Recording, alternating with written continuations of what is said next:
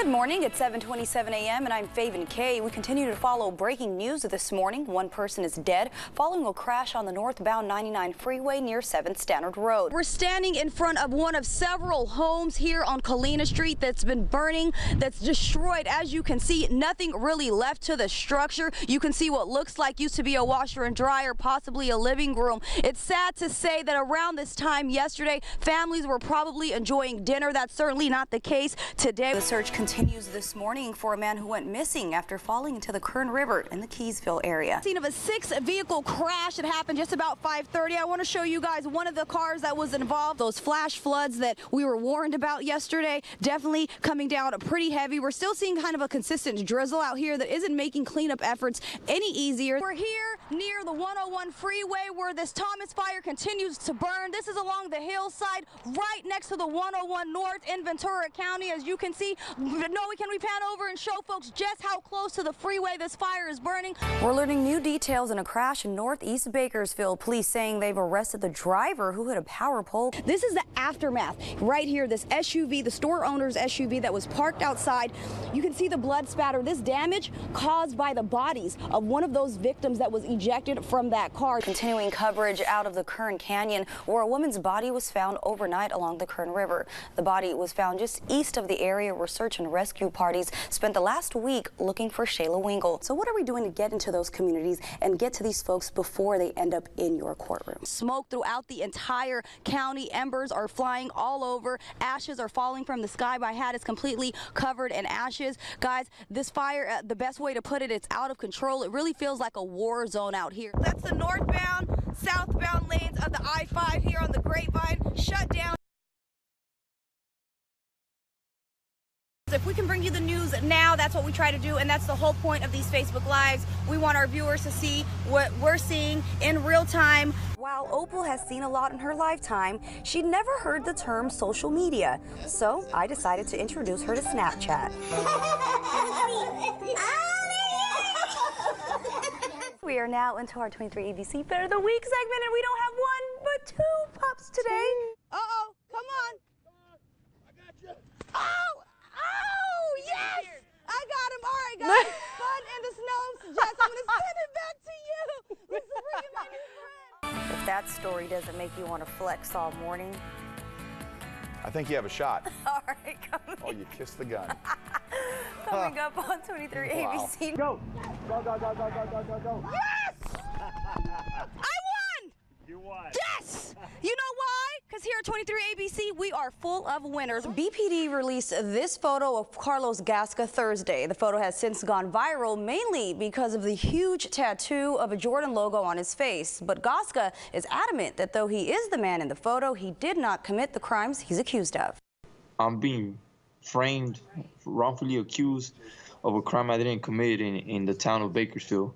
I know, like, I have the Jordan tattoo as the individual in that picture because the individual, it is me on that picture, but yeah, I did not commit the crime. 24-year-old Carlos Gasca reached out to 23 ABC after this photo, released by Bakersfield police, made its rounds on social media Thursday. Everywhere I'm looking in social media, or now I type my name up, I'm wanted. You know, I'm a wanted man in Bakersfield. Bearing a large tattoo of the Jordan shoe logo on the right side of his face, Gasca is wanted by Bakersfield police for his alleged role in a car theft and assault that happened on June 23rd. According to detectives, a victim identified Gasca as one of 4 men suspected of assaulting a person on the 600 block of Baker Street. Following the assault, the men allegedly stole the victim's car. I don't know who they're talking about. I don't know what crime was committed.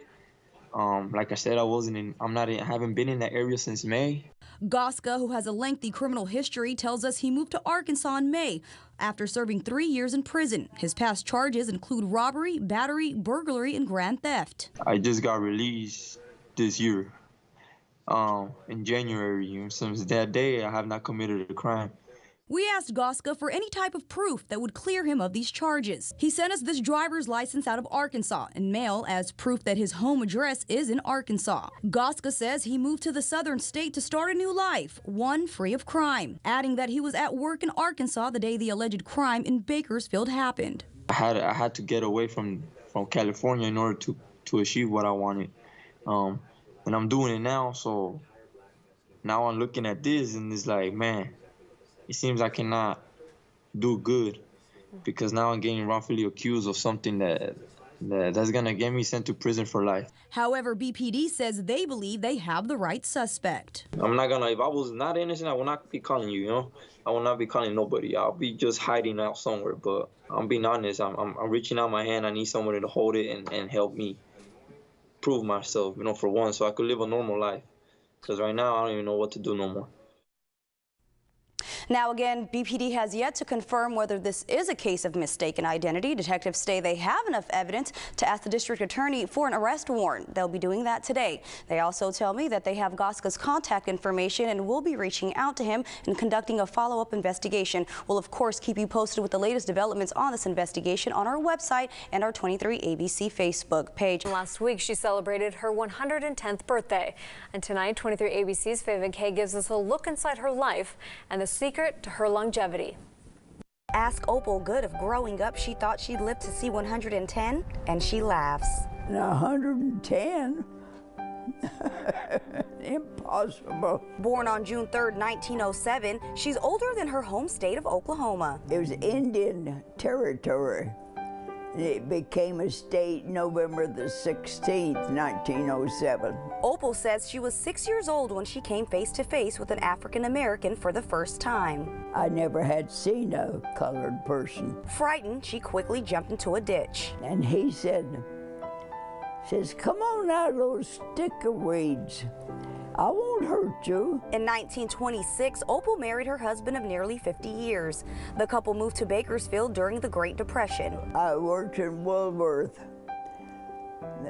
for $16 a week, 8 hours a day, no benefits. Opal is one of 7 super centenarians in the country, a title bestowed on those 11 decades or older. She credits her longevity to hard work and clean living. You know, hard work never killed anybody. If you eat right, get plenty of rest, and don't indulge. A grandmother of 6 and great-grandmother of 9, Opal now resides in Ridgecrest, where she lived on her own until she was 105. She's healthy. In fact, our doctor told us 5 years ago that she'd live to be 110. So who knows what's next?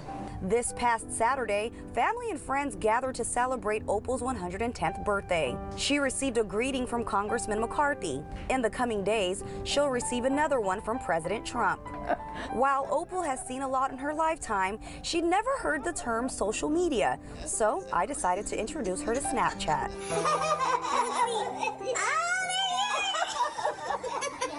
And boy, did she like it. Do you like that, Opal? Yeah.